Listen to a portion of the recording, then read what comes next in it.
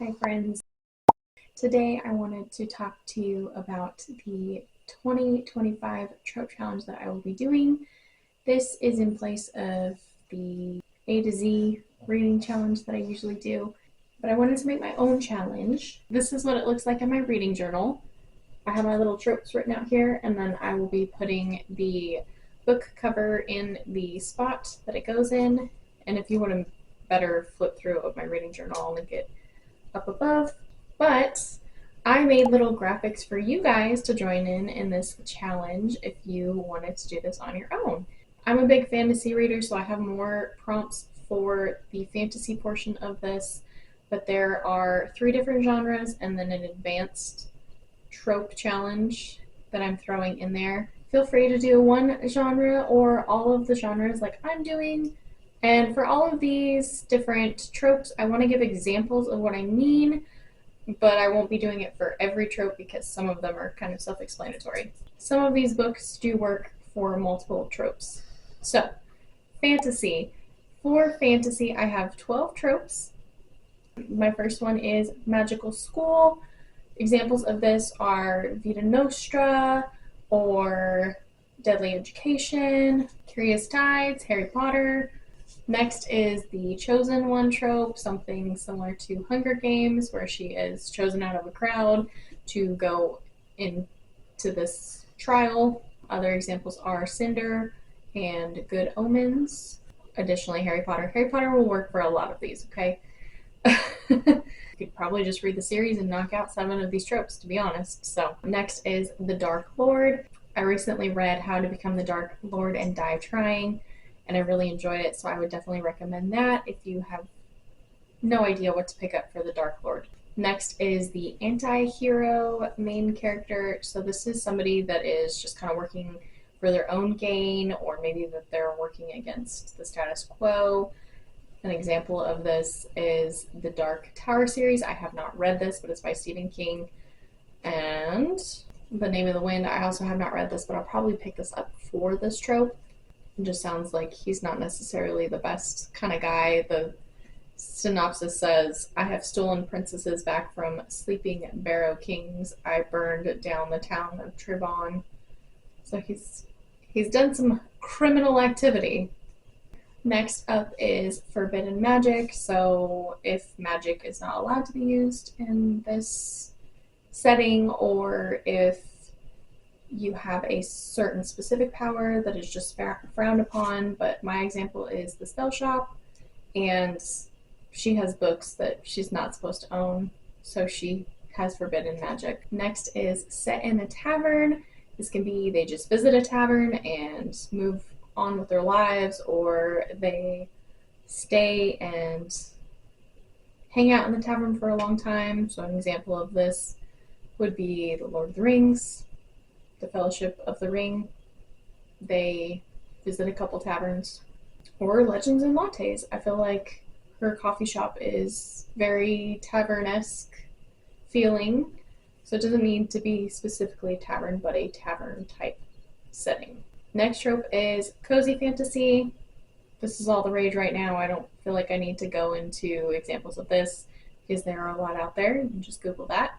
And romantasy, romance fantasy, also very, very big right now. And cozy fantasy and romantasy kind of overlap, to be honest. Next is talking animal companions. So I thought of the Chronicles of Narnia. There is Reepicheep, he's a mouse and he talks. Fourth Wing, the riders and dragons can communicate with each other telepathically, so they are sentient and they can talk to their riders. So that would be a talking animal companion. A wizard, magician, or a magical being with a prominent role. Gandalf, Dumbledore, Harry Potter, Aslan. Next is a book that features a library. The spell shop could work for this. Sorcery of Thorns, Book of Doors, which I recently read and really enjoyed. The Midnight Library. Midnight Library is like magical realism, but I'll count it as fantasy for this prompt.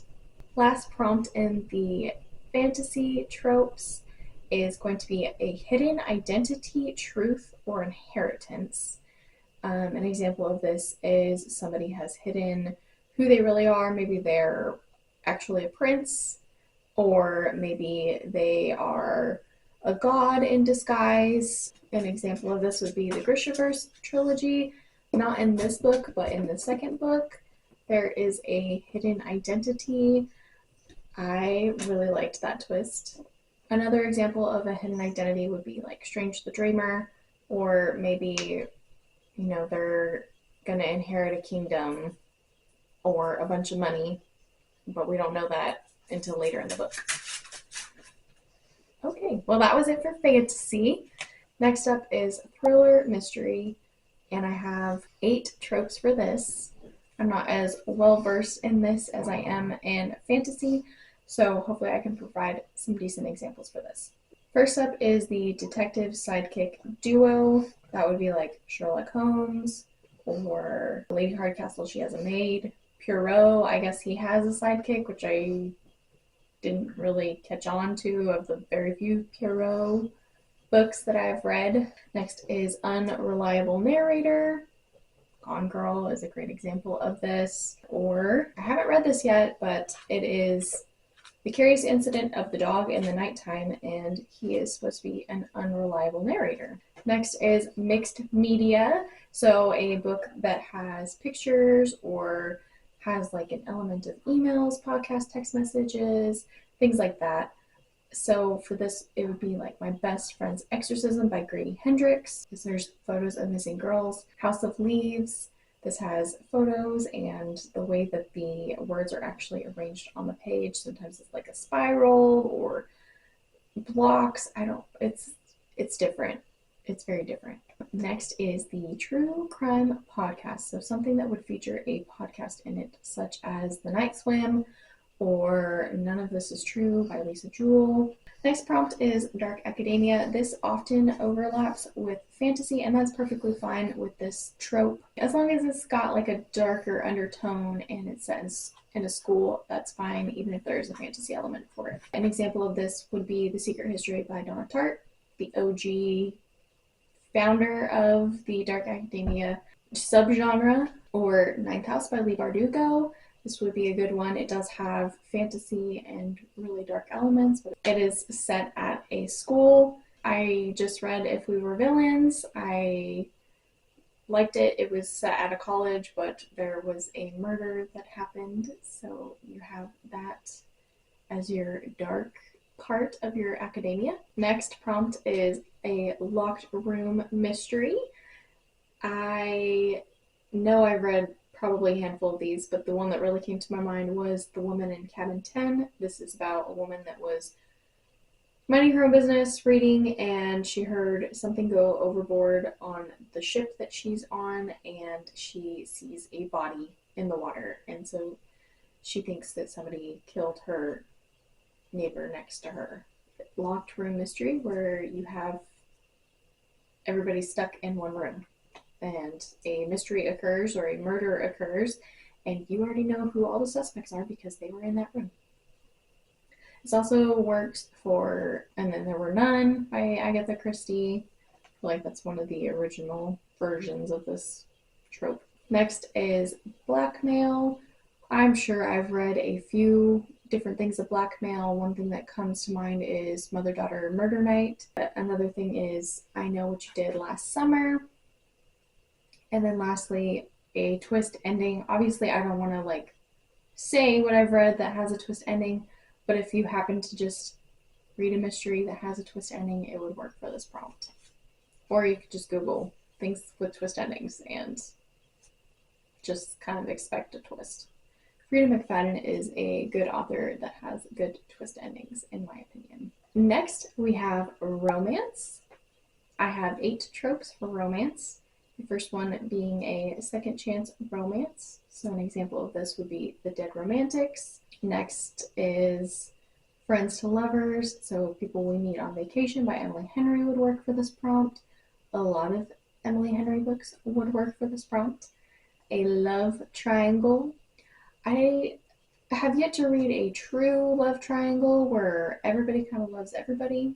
But when I Googled this, One Day in December came up with a suggestion. Fake dating, catching fire. This would work for that. Peeta and Katniss have to fake date for the cameras. That's probably why everybody loves fake dating, man. Like, you just, like, go back to the OG books and wow, I just figured it out. That's why it's so popular. So you have to fake date when your life's on the line. Anyway, Emily Henry has a fake dating trope in Happy Place and Funny Story. Next is forced proximity. An example of this is The X Talk. This is a book about two radio show hosts, and they are forced to work together on a show, and they are pretending to be ex-lovers when they in fact have never dated. After forced proximity, we have dating to gain something, whether that's money, revenge, what have you. I put just for the summer. This is a book about two people that believe that they're cursed because whenever they break up with their significant other moves on to find the one shortly after the relationship. So they decide to date each other just for the summer, break up, and then they will find the one afterwards to break their curses. So it's an Abbi Jimenez book. It's really cute. I highly recommend it. I enjoyed it. But they're dating to break their curse, dating to gain something. Next is Enemies to Lovers, beach read. They are literary rivals, not necessarily in the same genre, but they have this like witty banter between them. And then Fourth Wing, again, because it's sitting right here. This book is Enemies to Lovers. Without spoiling too much, basically they are from opposing kingdoms, and they end up spending a lot of time together, forced proximity. They end up spending a lot of time together, and they fall for each other. Lastly, in the romance tropes is the one bed trope. So, oh darn, we booked a hotel and there's only one bed. Oh darn, everything else is under construction. There's nowhere else to go. There's only one bed. Oh darn. Yeah, you get the picture. Abbi Jimenez does this in her Yours Truly book, which is the second book in the Part of Your World series. Just for the Summer is also part of that series as well. They're companion novels you do not have to read in order. Lastly, I have some advanced tropes. These are less common tropes in literature, but still enjoyable in my opinion. I mean, if you want to read these, you can. I'm just sharing this with the world because I thought that this would be a fun challenge for everybody. So I have 8 advanced tropes. My advanced tropes can be in any genre as long as it fits the prompt. So the first prompt is elemental magic. For this, I have picked Sword of Kaigen.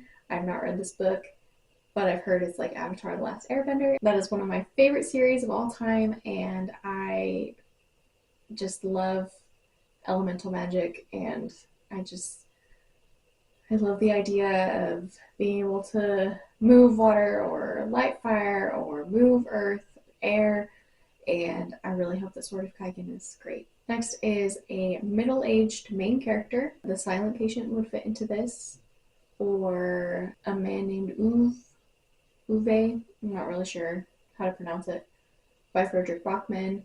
He's an older character. I picture him to be in his like 50s or 60s. He does live on past the book, so I think that he's middle-aged because he does spend a lot of time watching one of the other characters grow up later on in the book. Next is Damsel in Distress. Now, I read a lot of fantasy books about a lot of badass women, so I thought reading about a damsel in distress would be different from what is the norm now. So, Twilight, Bella is always getting herself into trouble. I read those back in the day, but if you have not read Twilight or want to reread Twilight, it would fit this prompt. Or Cress by Marissa Meyer. Marissa Myers has a series of classic fairy tale retellings. Cress is the third book in the series, and it is a sci-fi retelling of Rapunzel, so that would work for Damsel in Distress. And I read her whole series and I really enjoyed it, so I would definitely recommend picking this up. Next prompt, time travel or time loop. 11/22/63 by Stephen King. Dark Matter by Blake Crouch. That one really messes with your head. And 7.5 Deaths of Evelyn Hardcastle. Something else that I recently read that would work for this is The Book of Doors. Next is Teleportation Mishap. I don't have any recommendations for this because I don't think there's a lot of teleportation books out there, but when I find one, I will mark it off the list. Next is Morally Gray Main Characters. Vicious by V.E. Schwab. If you like people with superpowers like I do, that's the book for you. I'm sure there's other morally gray characters out there. I mean, I guess Name of the Wind would probably work as well. Genetic engineering or mutation characters. So this would be X-Men, if you want to read some comic books. The Maximum Ride series, it is a middle grade YA series, but they are genetically engineered. Island of Dr. Moreau, genetic engineering and experimentation, and a classic. There's quite a few if you look into it. And my last prompt is The Late Bloomer Hero. This is a hero that does not go on his quest, his or her quest, until later in life. And an example of this would be King of the Wild. I don't know anything about this book other than it would fit this prompt. I have little templates for you guys. I will link them down in the comments below. Feel free to use the link and print these off or fill them in at your own leisure. I'm excited to see what you guys read in 2025 and I hope that you guys have a lot of fun with this. I had a lot of fun making this and I'm more excited to read these kinds of books. So thank you guys so much for watching and I will see you guys soon in a new video. And as always, happy reading.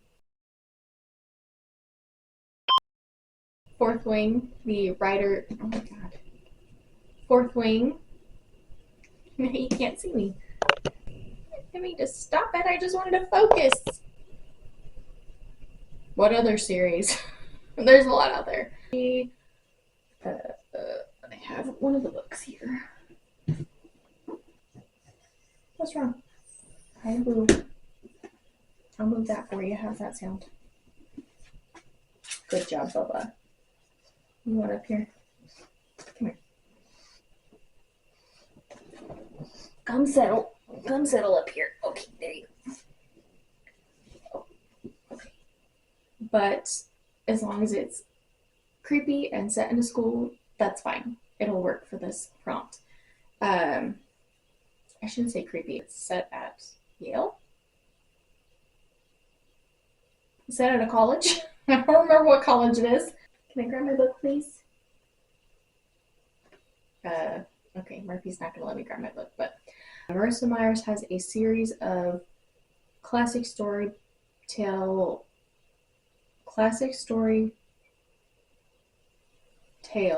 retellings. Yeah, okay. I'm drawing a blank.